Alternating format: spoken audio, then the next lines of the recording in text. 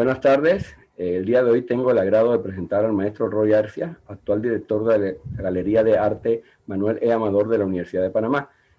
El maestro Arcia realizó estudios de técnico de artes plásticas en el Instituto Nacional de Cultura de Panamá.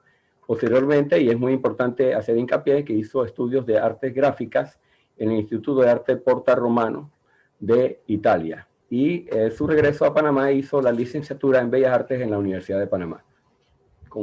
Tengo el agrado de presentar al maestro Roy Arcia. Adelante. Muy bien, te agradezco, Ivo, esta oportunidad a través de tu excelente programa Panama Poster Group, dando relevancia a todo aquel artista, a todo aquel creador en las artes para manifestarse y hablar de sus experiencias. En el día de hoy, estoy invitado prácticamente a hablar y más bien informar sobre el proceso que tuvo el taller serigráfico del Texas, la creación, todos sus propósitos, para qué fue realizado, cómo fue realizado, quiénes participaron. También podríamos hablar sobre la funcionalidad de los carteles, hacia qué tipo de eventos se relacionaban o hacían la parte de propaganda, porque realmente era publicidad de los eventos en la Universidad de Panamá. Y bueno, y otras experiencias que tuvo el taller con grupos artísticos que se desarrollaban en los años 80, 90 en la Universidad de Panamá. Perfecto. Sí, es muy importante hablar de este tema porque en realidad en Panamá no se sabe de la historia del cartel y existe una historia. Muy poca gente la sabe. Desgraciadamente no ha habido un proceso evolutivo o un conocimiento por diversas circunstancias que no queremos comentar, o todavía no estamos buscando la explicación, el por qué no se ha conocido ampliamente esto, pero bueno, lo importante es que ya podemos ventilarlo por primera vez, que existe una historia del cartel en Panamá y que los antecedentes del cartel tienen que ver mucho con los mismos antecedentes de los carteles en otros países de América Latina, por ejemplo, como México. Las influencias de afuera fueron notorias. En el caso de la influencia europea, precisamente la Suiza, se dio marcadamente en México, y en Panamá no fue ajeno a eso. Entonces, a continuación, bueno, ya vamos a presentar el proceso evolutivo del cartel universitario en los años 70, a partir de los años 70. Bueno, hoy la charla sobre el taller serigráfico DEXA y su aporte al cartel universitario en la década de los 70. Quisiera hacer un hincapié con respecto a esto. Independientemente de que ahora tenemos la tecnología digital y la revolución digital y todo lo que queremos, y que las imágenes son increíbles, lo importante de esto es que los principios, tanto formales, compositivos del cartel, como los semánticos, los conceptuales, el lenguaje visual del cartel, siempre siguen siendo los mismos. Independientemente de la técnica o del medio que se realice el cartel, los principios básicos del cartel son los mismos. Por eso es importante que esto se tome como un proceso evolutivo del cartel, obviamente de acuerdo a las técnicas que se usaron, que fueron serigrafía en ese tiempo. Roy, ¿qué nos puedes comentar respecto del taller serigráfico DEXA? Sí, bueno, mira, yo prefiero, antes de abordar ese tema del taller, poner en contexto el momento en el que la serigrafía se trabajaba en los años 70, para no decir que el taller estaba o era el único. No, esa no es la idea. Paralelamente al taller, habían grupos, principalmente en la parte artística estaba el taller de Panart en 1974, que estaba en la Avenida Perú. Ahí se ejercían ciertos trabajos serigráficos artísticos de renombrados artistas. Posteriormente, esta institución pasa al Museo de Arte Contemporáneo, donde lo conocemos hoy, y donde se establece formalmente el taller de grabado y serigrafía. Ahí tenemos amistades que trabajaron, de ellos vamos a hablar más adelante, lo vamos a referir. Está el maestro Julián, y realmente en otros lugares también estaba, para que vean el movimiento en cuanto a la técnica de serigrafía. Casualmente me enteré estos días que el Partido del Pueblo también tenía un taller de serigrafía. Claro, ellos era obvio que lo utilizaban para su propaganda, pero se estaba haciendo serigrafía. Igual estaba el taller de el desaparecido pintor Cáncer Santizo, que los tenía ubicado en el trencito de la Universidad de Panamá, cerca de la Facultad de Medicina. Ahí él también ejecutaba serigrafía para todo su trabajo artístico de protesta. Entonces, como vemos que en el 79 ya está el MAC trabajando, precisamente en el 79 es que se inaugura el taller. Pero antes de hablar del taller, podríamos pasar a explicar un poquito, Ivo, podemos pasar a donde está la fotografía de la Dirección de Cultura, directamente. Ahí sí. Realmente, esta fue la institución que dio, que acogió a estos artistas jóvenes realmente, relativamente. El Departamento de Expresiones Artísticas de la Universidad de Panamá fue creado el 17 de noviembre en el 69. Inicialmente fue creado como un departamento que proporcionaba cursos, talleres a todos los estudiantes universitarios del entonces. Y fue un departamento creado y de la cual la primera directora, la Baby Torrijos, Aurea Torrijos de Ahorta, ella tenía una afinidad con los artistas, siendo ella actriz.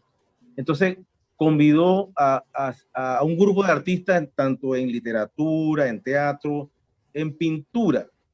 Entonces, en el 72 se inaugura la Galería Dexa, pero paralelamente a esa galería nace ya en el 79 el taller de serigrafía para promocionar todos los trabajos. Pero ese taller nace prácticamente a través del trabajo de un grupo experimental de arte, el Ars Natura, de eso sí hablaremos ya un poco más adelante. Y ese taller fue prácticamente la base para desarrollar todas las actividades del grupo. Pero hay que ver que la universidad tenía también la imprenta universitaria. Entonces, había un proceso de qué era más factible, qué era más económico, si un cartel serigráfico o un cartel tirado en offset. Eso también lo vamos a abordar un poquito más adelante. Continúa ¿Comenzamos? La diapositiva. La siguiente. Ahí está. La siguiente, sí. Casualmente aquí está el primer cartel que anuncia la anterior, Ivo. Homenaje a la muerte. Trabajo integral, donde había actores, había sonido, arte visual, había de todo. Y el tema era muy polémico en el momento. Eso fue en el 79. Prácticamente este es el primer trabajo serigráfico que se realiza en el taller. Y de ahí, sí, de ahí comienza toda una epopeya en aceptar trabajos tanto de todas las facultades, de todos los gremios, de todos los grupos artísticos que se movían en la década finales de los 70, inicio del 80 y 90. Una pregunta, Roy. ¿Esto fue una obra de teatro que se hizo y se hizo un cartel para la obra de teatro? Bueno, no es una obra de teatro, se le llama una obra de integración artística. Ok. Ahí intervenía también el público. O sea, eran las nuevas modalidades de arte conceptual que se manejaban en Panamá. Ya en el 79 ya se estaban, después, es una larga historia porque no somos los primeros. Si hablar de arte experimental y contemporáneo, para eso están los maestros Aguilar Ponce, desaparecido, y Emilio Torres, que fueron los primeros que hicieron trabajos minimalistas, trabajos de cultura al exterior, instalaciones, como se llama hoy. Después el grupo ya en el 79 estaba trabajando este tipo de actividades. Después el profesor Emilio Torres se convirtió en escenógrafo permanente de MECCON, No, prácticamente él estudió escenografía. Él es un escenógrafo, Sí, de y profesión. Y un maestro de mucha gente que hizo ese trabajo posteriormente. ¿Cómo no? Maestro mío. Maestro tuyo. Bueno, aquí, sí. Aquí vemos, vamos a hablar un poco de los integrantes, porque eso es importante. La mayoría en ese entonces éramos jóvenes, pero estábamos bajo la batuta del profesor Rodrigo Jaén, que lastimosamente el año pasado nos dejó, pero bueno, aquí el peso lo mantiene la galería. Todavía sigue trabajando. Bueno, aquí tenemos, hay varias generaciones aquí en el grupo de artistas del taller. Sí, para ir señalando los fundadores está Omar Núñez, ese que tiene la flechita. Omar Núñez. Está Omar Núñez, y los dos que están abajo, los tres que están abajo, que Elvis Aguirre, Bernardo Arrocha. ¿Este quién es? Elvis Aguirre, y el que está al lado es Luis Carlos Jiménez, que trabaja de profesor en Chiriquí. Entonces hay otra segunda generación en la cual entonces está lo que más desarrollamos el taller. En ese caso está arriba, está José Arrocha. Aquí. Sonriente, arriba. José Arrocha. El que está abajo, Rubén Contreras. El que le sigue hacia abajo. Eres tú. Roy Arce, el que le habla. Muy joven en esa foto. Pero se ve que eres tú. Abajo está Gilberto Mendieta. No, el de al lado, Gilberto Mendieta. Hermano de Miguel Mendieta, que también hablaremos de ello un poquito cuando, bueno, en el MAC, él trabajó mucho junto a Julián, y son magníficos serigrafistas de la serigrafía artística, así por decirlo. Más o menos cada uno de ellos tenía una personalidad en cuanto al diseño del cartel. Eso se puede hacer un estudio a través de los 200 carteles que de algunos mostraremos ahora, que cada uno de ellos tenía una particularidad en la ejecución, en el diseño, en el gusto, en el color, en su estilo, pues, por decirlo así. Claro, porque los cartelistas van creando un estilo propio, independientemente de los discursos visuales, van creando su estilo particular.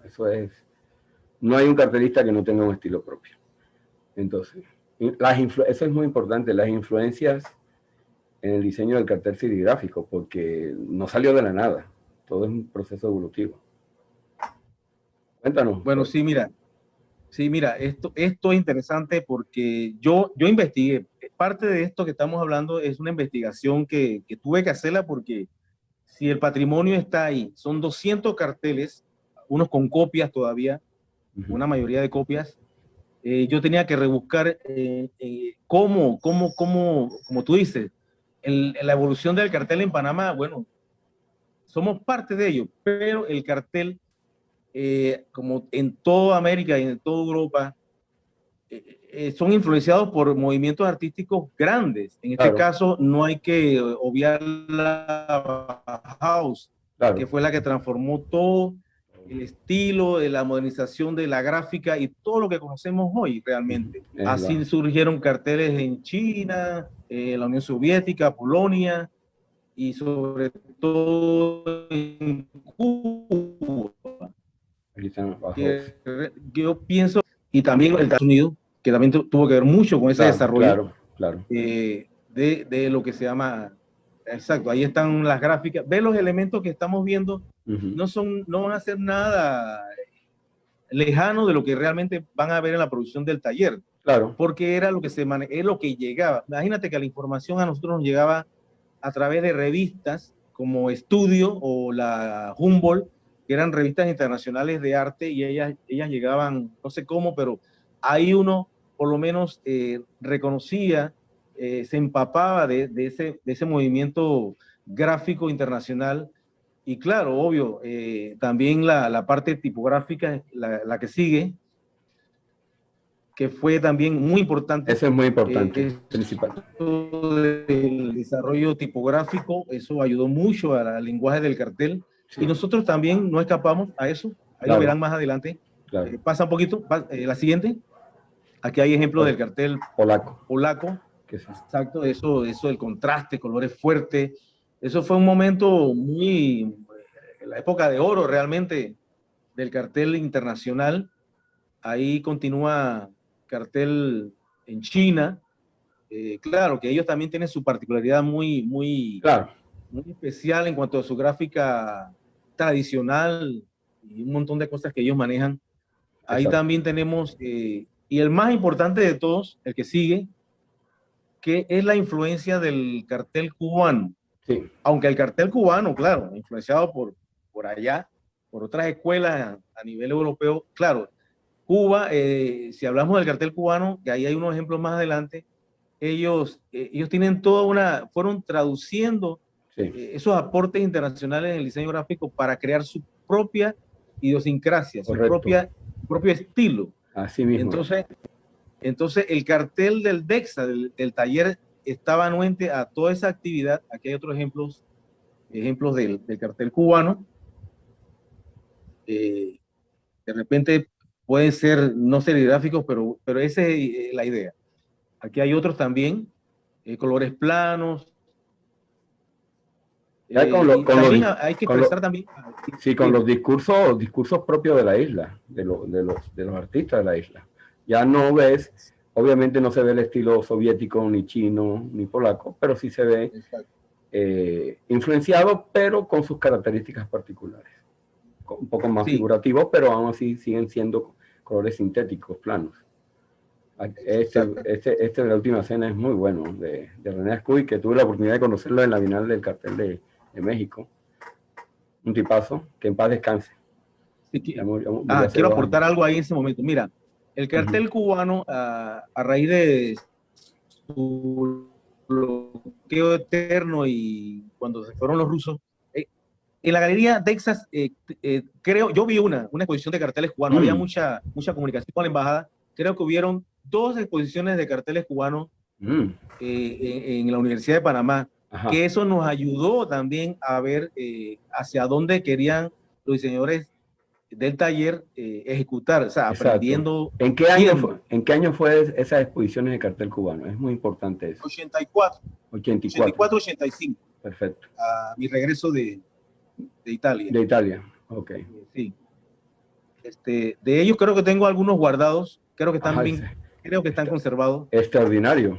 Sí. El asunto es que lo que nosotros vimos en esos carteles para detallar más o menos era que, claro, ellos con su poca economía, sus dificultades, ellos trabajaron sus carteles en un papel de mala calidad y usaban tintas muy fuertes, Sí, tal como es la tinta tipográfica, y daba el resultado que ya esos carteles a 2 años de ser impresos ya tenían deterioro en el papel claro. por el asunto del aguarrás y de los diluyentes de la pintura Ujú, tipográfica son muy fuertes, la acidez.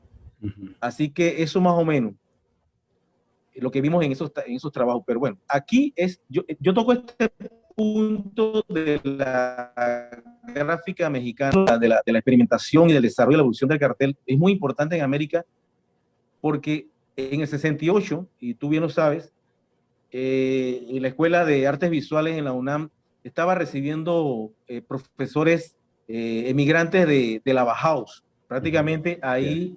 ahí yo menciono a un profesor Suizo. Hans Meyer, Meyer, sí. y me lo consta el profesor Rodrigo Jaén y Hermenegildo Saldívar Merejo, que estuvieron allá en la década de los 70, 72, 73, 74, que ellos se impregnaron de ese desarrollo de la gráfica mexicana, y ahí está para el ejemplo del Juegos Olímpicos del 68 y del 70. Ya Sí. ahí el cartel mexicano incursiona en estas nuevas tendencias gráficas, y eso también el grupo de serigrafistas del DEXA lo acoge y lo toma como parte de la práctica, ¿no? Sí, Del desarrollo visual. incluso Roy, tengo entendido que a raíz de México 68, los Juegos Olímpicos y muchos eventos tuvieron su señalética bien determinada.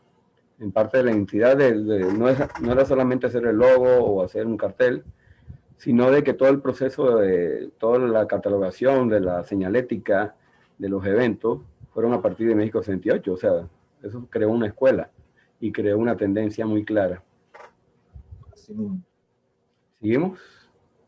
Sí, de eso hay que hablar mucho, pero Sí, vamos a avanzar. pero no es el tema de hoy hablar de lo mexicano. No, exacto, no es el tema. Que el tema es obviamente, si quieres un día hacemos un programa sobre carteles mexicanos, que hay tela para cortar. Es otra historia, Muy grande. Muy grande. Bueno, aquí tenemos la funcionalidad y costos de los carteles del DEXA. Eso yo lo hice porque realmente había que hacer un estudio económico, realmente porque, como lo dije anteriormente, estaba la imprenta universitaria, que era tiraje offset y serigrafía, para que vean lo relativo y lo que marcan la época. En aquel entonces, tirar un cartel en sistema offset era demasiado caro. Imagínate. Para la imprenta.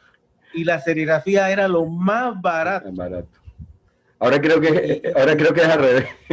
Es al revés. Sí, es carísimo. Ahora con lo digital y el escáner y la impresora láser, eso ya es otra historia. Otra historia. Entonces, en esos momentos el taller funcionaba con el presupuesto que le daba el DEXA.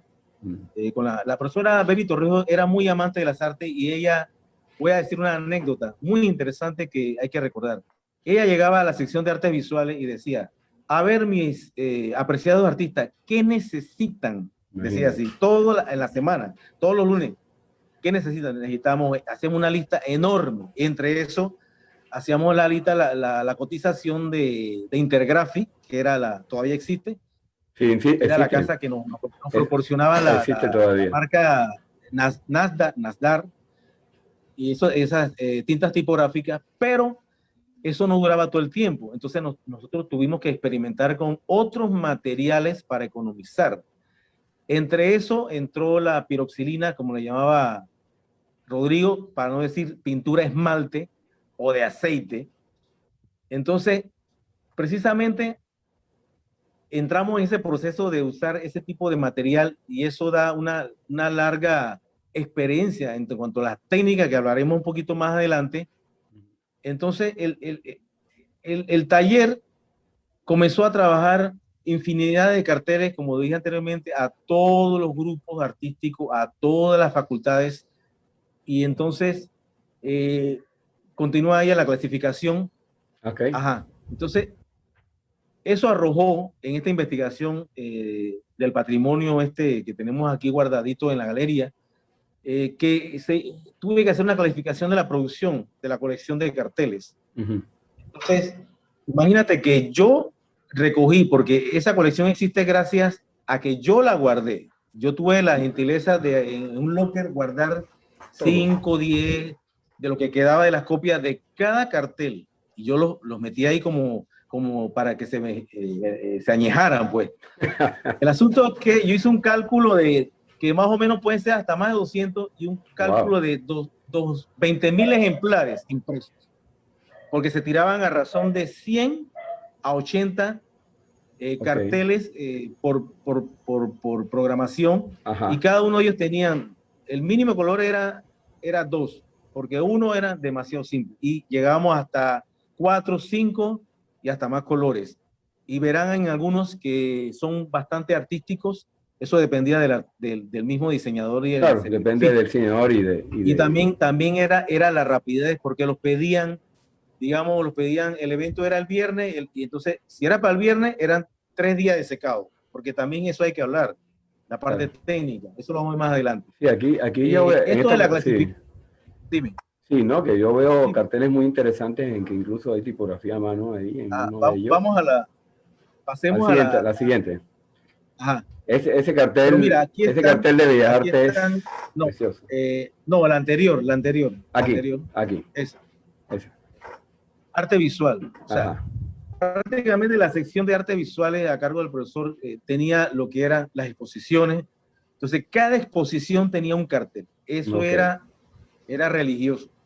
Cada exposición tenía que tener un cartel. Tú te imaginas, a la velocidad que yo manejo hoy las exposiciones, que va, ese taller no funciona. No funciona. Ahora esto es digital.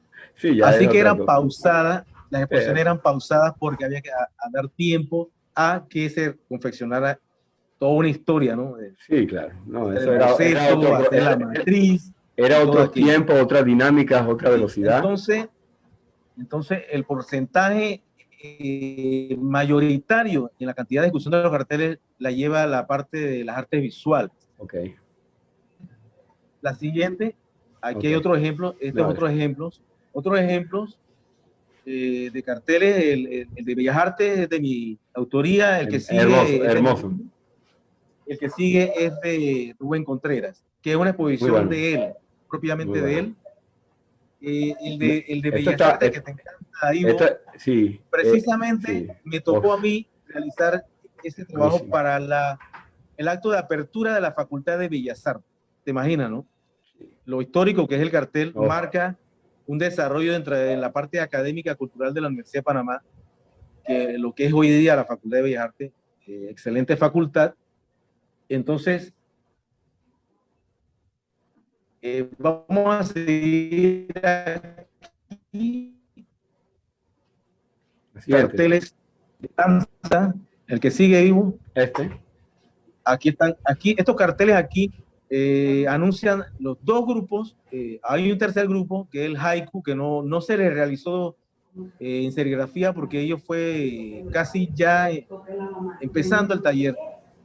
Existen carteles que anuncian sus actividades, pero ya de offset, de la imprenta universitaria. Pero nosotros pudimos desarrollar carteles para el grupo Coraza, que hoy todavía persiste, bajo la dirección de la profesora Mireya Navarro. Está el grupo Clamor, hoy de la Dirección de Cultura, antiguo DEXA.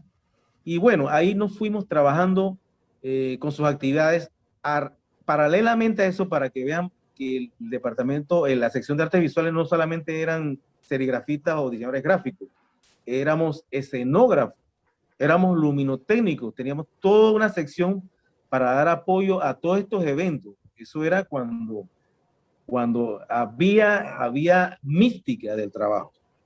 Donde mira, ahí en el DEXA, para cerrar, abrir un poquito más cómo se manejaba eso, ahí se hacían reuniones, pero diarias, de los conceptos artísticos que se iban a manejar. Y no era que se quedaban así en la mesa, sino que iban a la realidad, iban al proyecto, iban a la realización. Así que la sección de artes visuales jugó un papel importante dentro del desarrollo cultural de la universidad. Fue un apoyo tremendo. Continúa ahí, Ivo. Aquí tenemos la sección de recitales poéticos, porque lo que pasa es que la Galería DEXA, como hoy también sigue la política, la Galería Manuel Amador, de acoger a todo el movimiento artístico, todas las ramas, teatro, literatura, danza. En este caso, el DEXA tenía un programa que se llama Recital Poético, que yo también lo traté de llevar antes de la pandemia y lo llevé con éxito. Pero entonces, cada evento tenía su cartel. Eso, imagínate el trabajo. Aquí tenemos carteles matriz, hacíamos carteles matriz para no estar repitiendo. Por ejemplo, el de Recital Poético se dejaba en blanco donde decía fecha, lugar y hora, ahí se hacía a mano, con marcadores. Claro. Y se le pegaba el título de la obra a veces con papel fotocopiado, porque ahora vamos a hablar un poquito de eso. Bastante rudimentario, pero es lo que había. Es lo que había. Y así también para que los estudiantes de hoy, todo el que estudia diseño gráfico hoy, vea que solamente la computadora no es lo único. Sí, es lo importante. O sea, obviamente los medios de producción ya son digitales. No, vamos a regresar atrás a hacer carteles serigráficos. Pero lo que deben tener en cuenta es que esto es un proceso, y que el diseño no nació hoy ni nació hace 2 años, nació hace mucho rato. Así mismo es. Bueno, aquí al final tenemos un cartel el cartel final de imágenes de la poesía popular. Está muy bueno. La desaparecida y estimada amiga Gaviota, Katia Aparicio. ¿Quién hizo este cartel? Está muy bueno. Este lo hice yo. Oye, ya me voy a volver tu fan, porque muy buen cartel este. Muy buen cartel. Bueno, continúa, Ivo. Aquí tenemos otras muestras. Hacíamos carteles mixtos, como les explicaba. Aquí el de recital de Euclides Meléndez, amigo entrañable, también desaparecido hace muchos años, poeta aquí en la Universidad de Panamá. Las fotografías son copias, blanco y negro. Sí, sí. Se hacía una composición, un collage, así que también se experimentaba por la rapidez también, claro. porque imagínate, hacer un corte de ulano de un retrato que lo vamos a ver ahora, es una locura. Explicar bien quiénes eran los talentosos en esos aspectos. El que sigue, que es bastante geométrico, creo que ese lo hizo, bueno, ahí teníamos dos geométricos, teníamos a Merejo, el profesor Meregildo, y a José Arrocha, que él era empírico prácticamente, pero tenía una fascinación por la geometría y la sencillez, que de eso hablaremos. ¿Continúa? Aquí tenemos eventos varios. Yo lo definí así porque realmente también estaba en la parte de la música, la parte académica, veremos más adelante de eso, pero más o menos esto era el tipo de cartel que el taller estaba confeccionando a velocidad. Hay una cosa importante, antes que se me escape. Técnicamente, las tintas de esmalte y aceite duran más que el papel, aunque el durar no es perecedero, pero la tinta tipográfica mantiene el color increíble. Esa era una ventaja que tenía ante el cartel de offset, porque en la calle, la exposición de esas tintas offset, tú sabes que se degradan, tienen su calidad, el rojo, el amarillo, el azul, esos colores se degradan rapidito y queda el azul nada más. En cambio, estas tintas perduran bajo la intemperie y duran más si están guardados en techo, ¿no? Bajo techo. Esa es una gran ventaja. Es una ventaja del cartel. Claro que el soporte de papel es el que tiene problemas. Históricamente es un material que no tiene su durabilidad en cuanto a su conservación, porque hay que ver también esa parte de la conservación del trabajo. Ahí continuamos también con otros carteles. La siguiente. El que siguiente, ahí tenemos, imagínate, la Embajada de Brasil en la Universidad de Panamá, eso está buenísimo. Literarios sobre aspectos, imagínate. Esto está buenísimo. Ese de José Arrocha. Está buenísimo. Ese de José Arrocha o de Gilberto Mendieta. Buenísimo. Ellos eran bastante simplistas. No, pero está excelente. Excelente cartel. Sí. Exacto. Entonces, el que está al lado, Feria Artesanal Cultural, Producción Nove Bulé. Ese es mío. Los carteles, no, vamos a ser sinceramente, la calidad dependía de la agilidad y del tiempo también, porque son carteles que se hacían en dos días. Claro. A veces para que el secado fuera rápido, que eso me lo aprendí allá en Italia con los tipógrafos, teníamos que impregnarles polvo, talco a la primera... los primeros colores de tiraje, porque para adelantar el secado, porque lo que pasa es que la tinta esmalte, ella tiene un secado lento, ella es de 24 horas, imagínate, casi un día para secado, para el día siguiente continuar. Así que si la velocidad era el secado, nosotros hacíamos cualquier cosa y se combinaba también. Esa es otra cosa importante, lo podemos hablar ahora más adelante, era la experimentación de las tintas. Eso está muy bien. Eso está muy bien, porque antes en las universidades, en las universidades, por ejemplo, en la universidad donde yo estudié, en la Universidad Autónoma Metropolitana de Xochimilco, en artes gráficas, en los talleres se hacían experimentaciones. Nosotros como estudiantes hacíamos experimentaciones tanto en serigrafía, y eso yo creo que ya actualmente no lo hacen los estudiantes. Y en artes gráficas hacíamos experimentaciones.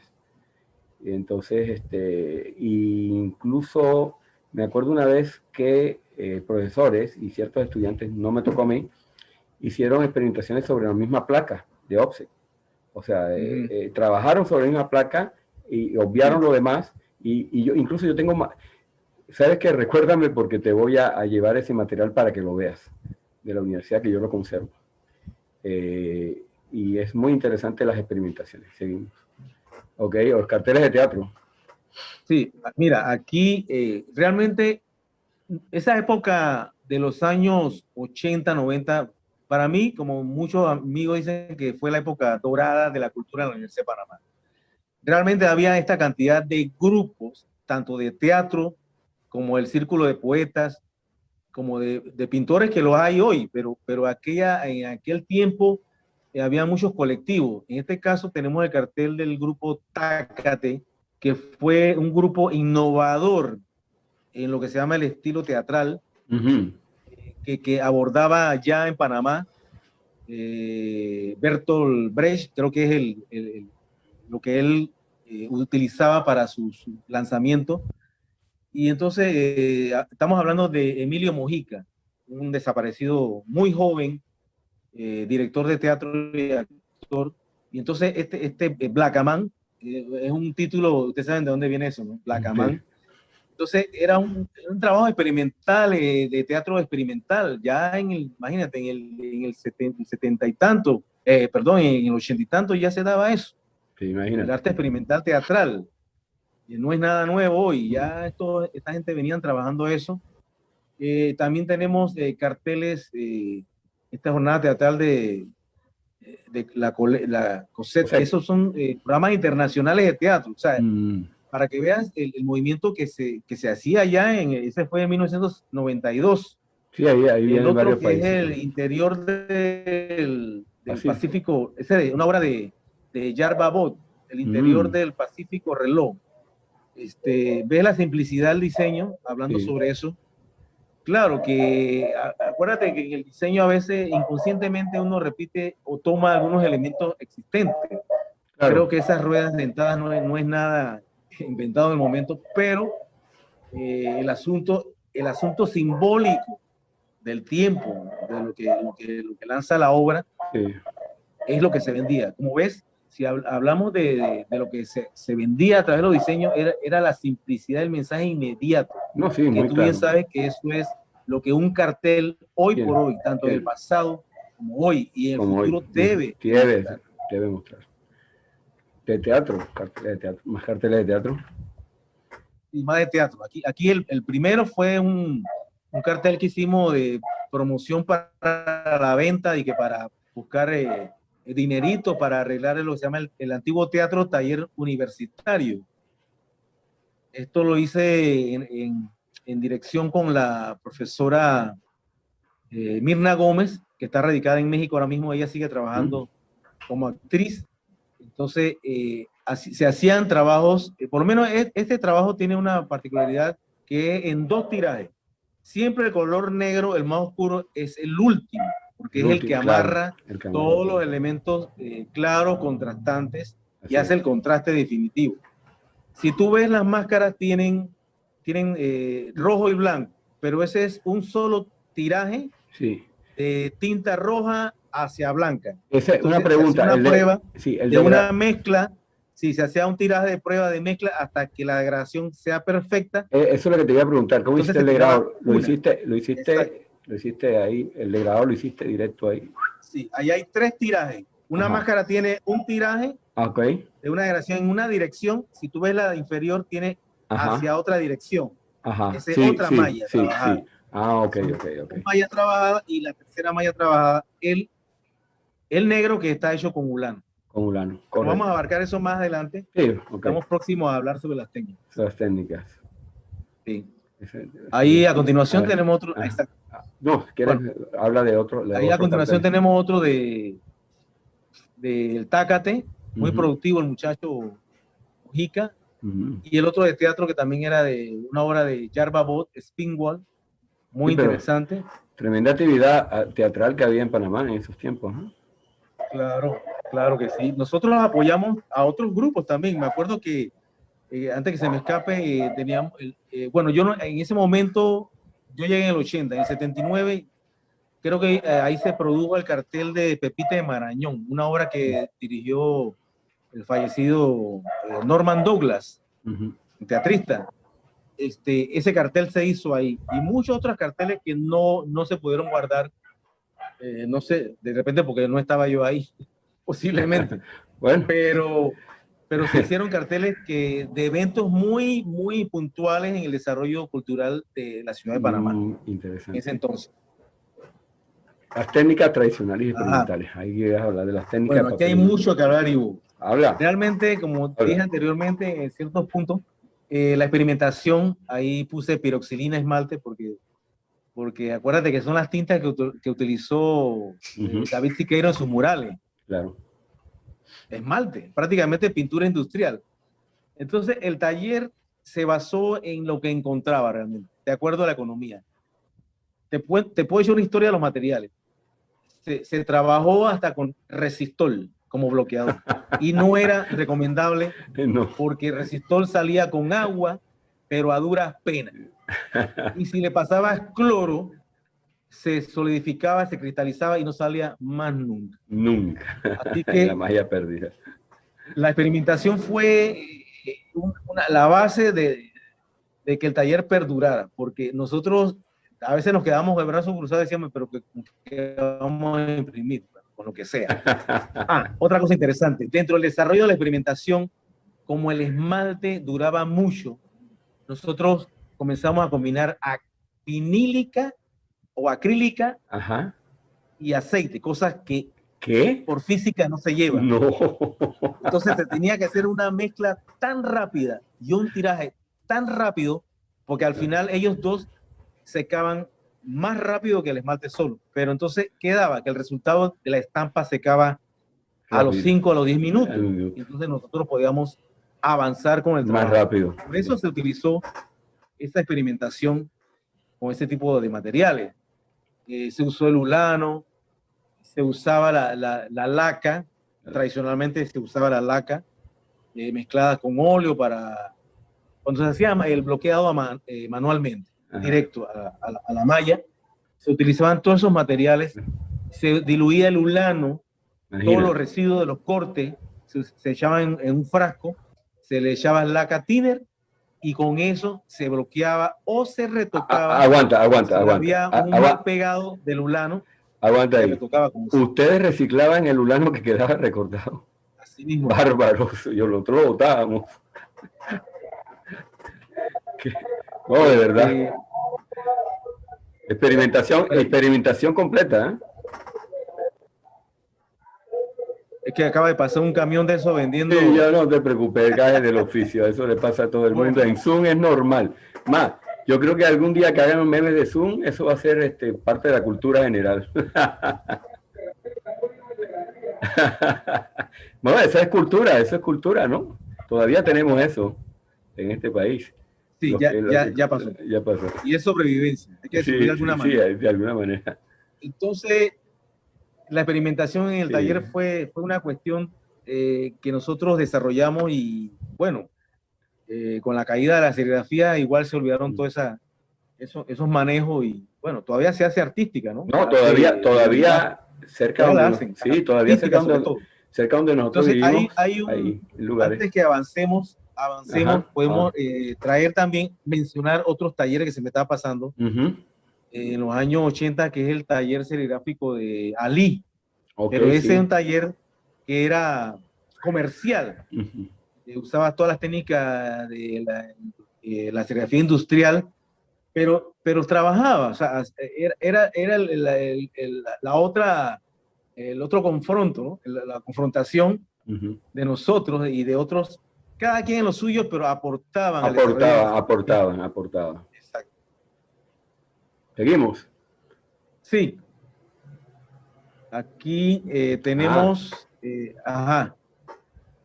esto es importante, aunque ya lo dije un poco, pero el grupo Arnatura, que fue un grupo muy prolífero en cuanto a actividades de corte experimental, también utilizó el taller para, como lo dije anteriormente, para promocionar sus trabajos. Particularmente, nosotros teníamos, aquí no lo he buscado, pero teníamos un evento, una actividad que se llama talleres infantiles o arte-juego, que eran los antecedentes de lo que se hace hoy de arte infantil.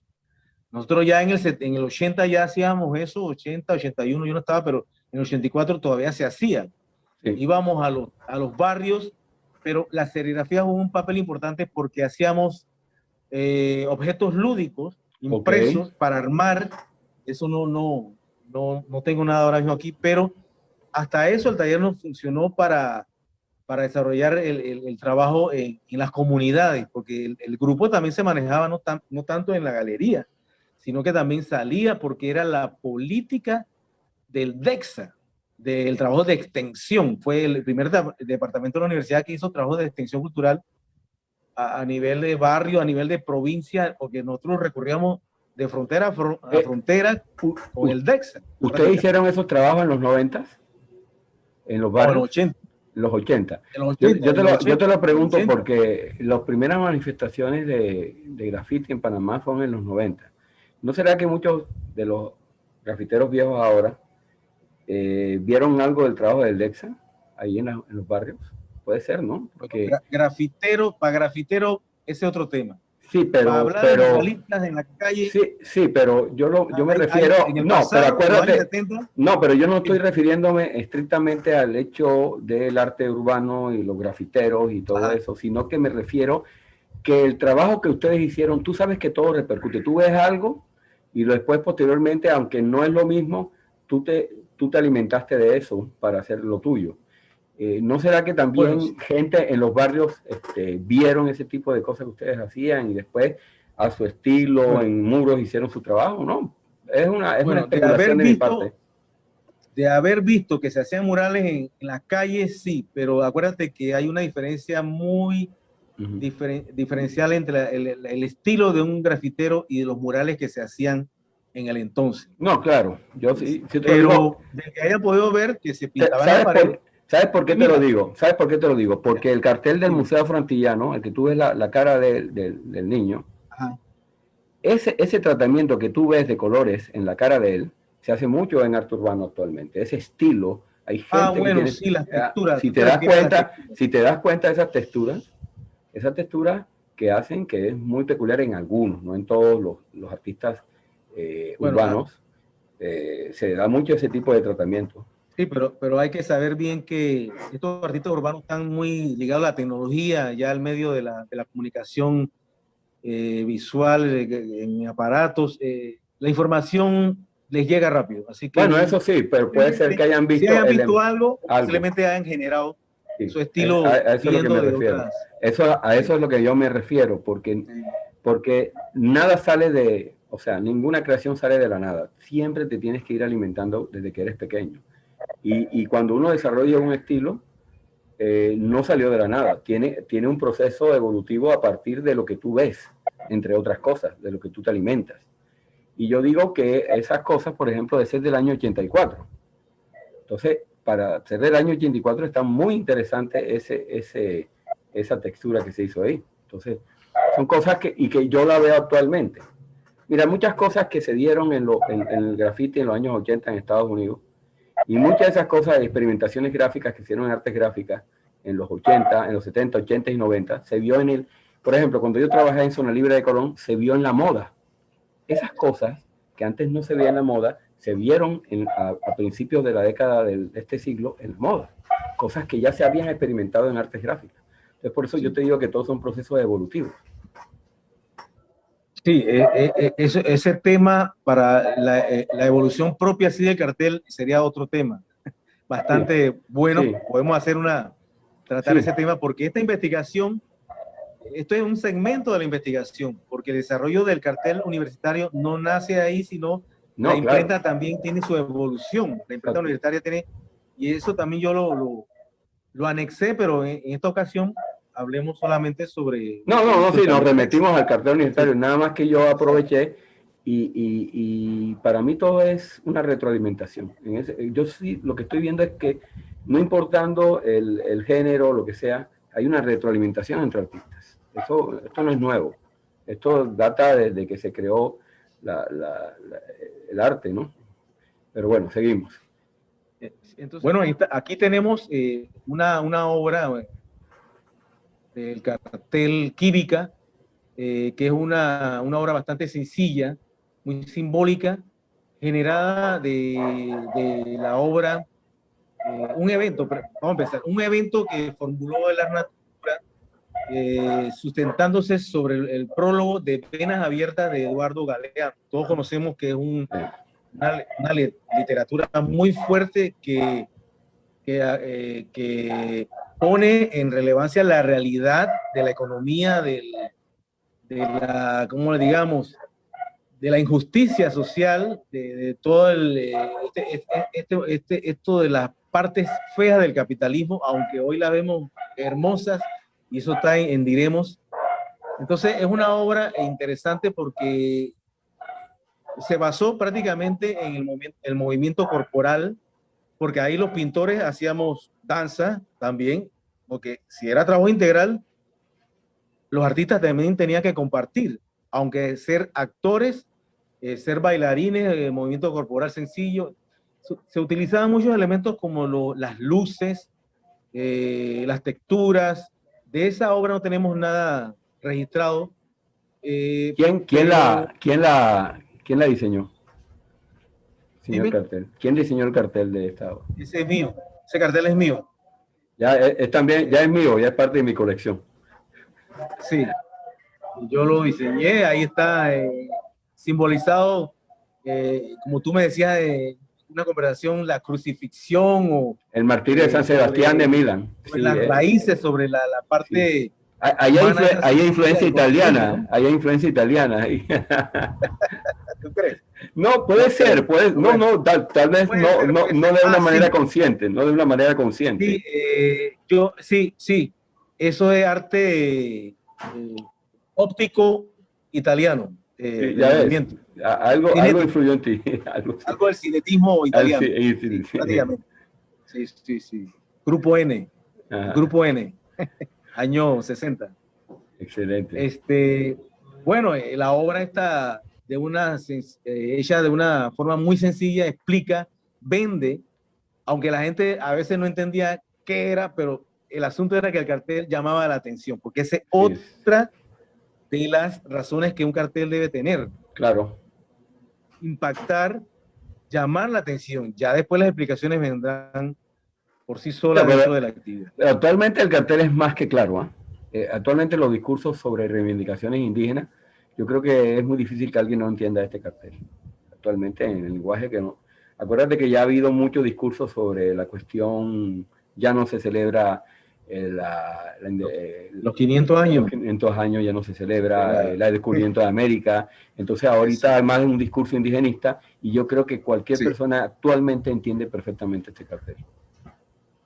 Sí, es que realmente, mira, en esa época nosotros éramos bastante jóvenes y el bagaje cultural que se absorbía ahí, porque ahí en ese momento, como hoy han desaparecido y se han ido muchos grupos, había un movimiento de indígenas fuerte, colectivos que hacían teatro, que hacían los pintores, por otro lado, muy reconocidos hoy día. Todos nacieron ahí en la Universidad de Panamá y entonces, como te decía, ese acervo tal vez nos ayudaba a nosotros a formular estos diseños, estas ideas, estos conceptos. Así que había con qué sustentar los trabajos. Vamos a seguir. Ok. Para no quedarnos en ese cartel. Mira, aquí traje para ver esa parte comparativa entre el cartel offset y lo que vieron anteriormente que eran serigráficos. Aquí me voy a tirar flores.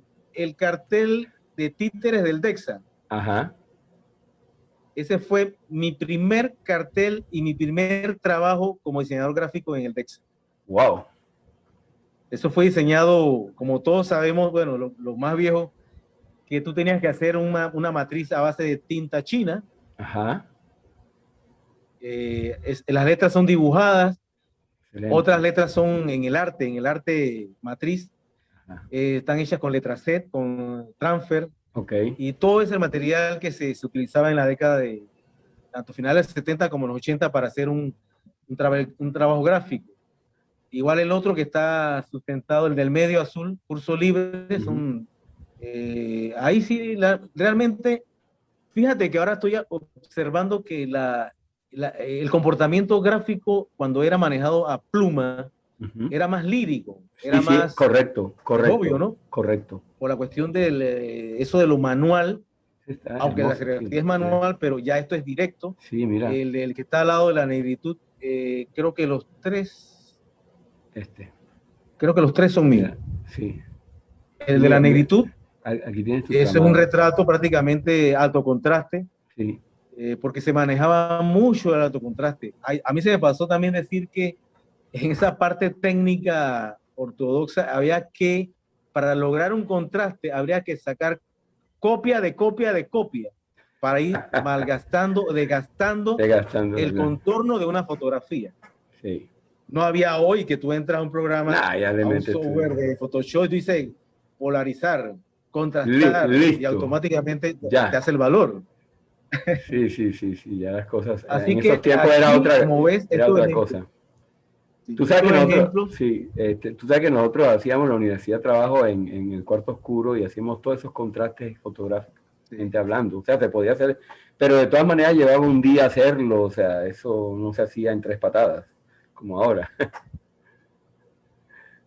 Así Sí, que este era el proceso que se hacía para enviar los artes a la ah, imprenta universitaria. Como ves, hacer tiraje de color en la imprenta universitaria era muy costoso porque sí. tú te imaginas cada lámina de offset para cada color, eso era una plata. Ah, eso era un El billete. tiempo. Así El que tiempo. lo que más la universidad en ese tiempo tiraba eran 3, 4 colores, no más. No más de eso, claro. Todavía no había separación de colores, no había nada de eso. Imagínate. Era arcaica realmente. Sí. Entonces, sí, el cartel de nosotros ofreció ese lujo de tener carteles de muchos colores, de vivos colores. Así que ese fue el éxito del taller para esa época, Para esa en, época. en, en confrontación con lo que hacía la imprenta. Este cartel que está aquí, Ujú.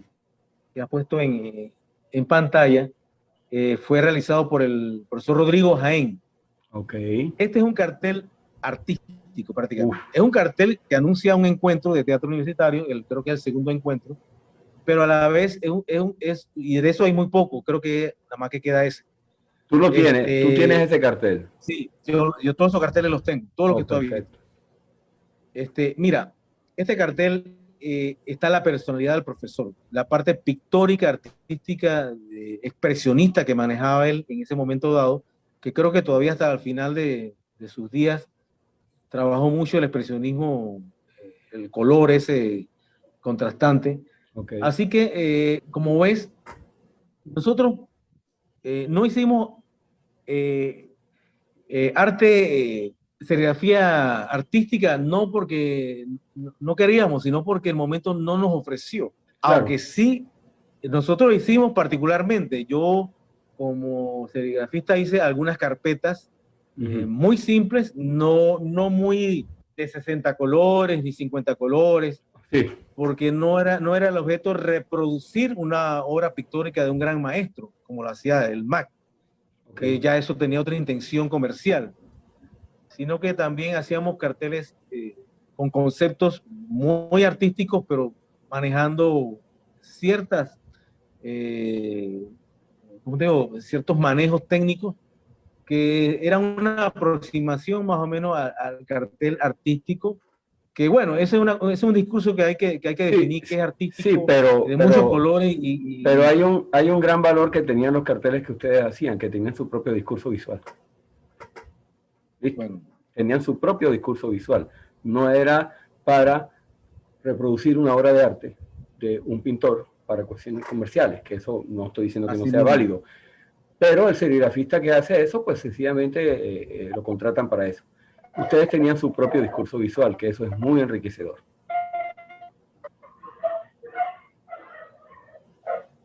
Me quería, Perfecto. bueno, ya estamos casi terminando Sí, aquí casi terminando. la, No. si Eh, me preguntan, no sí, sé, algo, gracias. La despedida de la Galería Manuel Amador. Gracias, gracias, gracias, gracias. ok, ha sido un Este, placer. no, todavía no hemos terminado. O sea, yo estoy Ah, dando las ya, gracias.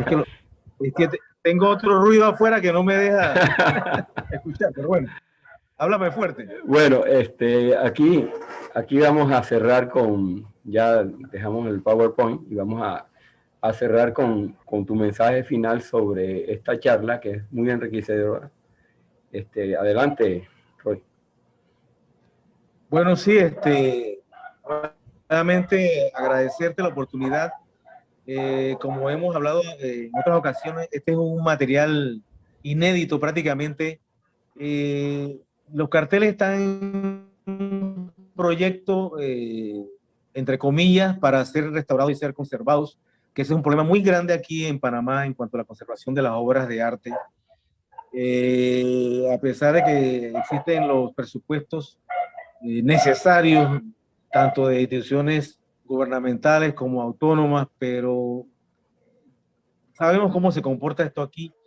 Y quería abrir este paréntesis para decir que sí, tenemos que salvaguardar este material, este patrimonio que lo mantiene todavía la Galería Manuel Amador como un testimonio de esa evolución, como tú decías, del cartel en Panamá, porque realmente esa historia es grande y que se está construyendo ahora, y todos somos parte de ese proyecto. Nadie es primero ni nadie es segundo. Así es. Somos un todo. El que se atreve a decir hoy que hoy inventó el arte conceptual, ¿qué va, hermano? No.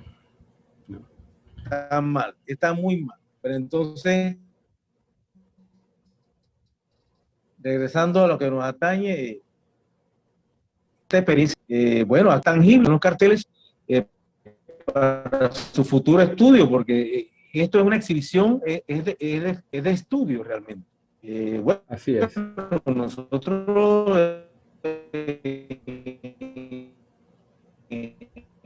no lo veamos de esa razón, en esa razón para salvaguardar el patrimonio cultural visual, tenemos que agarrarnos de cerda la identidad nacional, sí, por decirlo así. Así es. Bueno, yo quería hacer, antes de despedirme, quería hacer una reflexión acerca de lo que tú dijiste muy acertadamente. Esto no es cuestión de un solo grupo, una sola persona. Yo creo que este proceso evolutivo del cartel nos compete a todos, desde desde el siglo pasado. Creo que, y yo convido a que todos los grupos, todos los artistas a nivel ya sea colectivo o a nivel individual, que hayan hecho o hayan sido gestores de carteles a través de la historia, ya sea en el siglo pasado, a finales del siglo pasado o a principios de este, pues contribuyamos en una colaboración para escribir una historia sobre el cartel. Las historias del cartel no son de hace 20 años nada más. Ya vimos que ustedes tienen un proceso de la década de los 70, incluso me imagino mucho antes, yo he estado haciendo algunas investigaciones, tienen que ver algunos carteles desde las publicitarias en los años 50, 60, e incluso tenemos unos famosos carteles de carnavales de los años 30, que esperemos que sean artistas panameños, pero que de aquí partió todo, ¿no? O sea, en esos tiempos, ya todo el mundo conoce esos carteles, los venden incluso páginas sobre carteles de travel, de viajes y vintage. Entonces yo creo que es hora de que todos colaboremos en un proceso para reescribir la historia del cartel en Panamá, que creo que sí tiene historia, que no es que no exista, y que no se ha hecho de hace 20 años para acá, o de 15 años para acá, o sea que la historia tiene mucho más atrás, y que todos contribuyeron en cierta medida a esto. Y que a partir de aquí podamos ya construir una gráfica panameña muy fuerte, que creo que sí se puede escribir, que creo que sí hay, digamos, elementos como para escribirla con un estilo definido, y ese es el objetivo que nosotros tenemos. Roy, me despido y si quieres dar unas últimas breves palabras finales para despedirte de todos. Bueno, nuevamente agradecerte, Ivo, por este espacio necesario para divulgar y asentar la realidad de los hechos históricos en lo que son las experiencias artísticas en este país. Y bueno, decirles a todos que guarden los carteles, sean coleccionistas, guarden todo el material gráfico, eso determina el futuro cultural de un país. Muchas gracias. Gracias a ti y hasta la siguiente charla. Estamos muy contentos de esta charla, que creo que para mí es histórica. Se ha abordado por primera vez de una manera muy abierta el cartel, históricamente hablando, en Panamá. Y bueno, nos vemos hasta el siguiente programa con la siguiente charla. Y gracias, Roy. Estaremos pendientes para otro programa contigo sobre el cartel. Okay. Hasta luego. Hasta luego.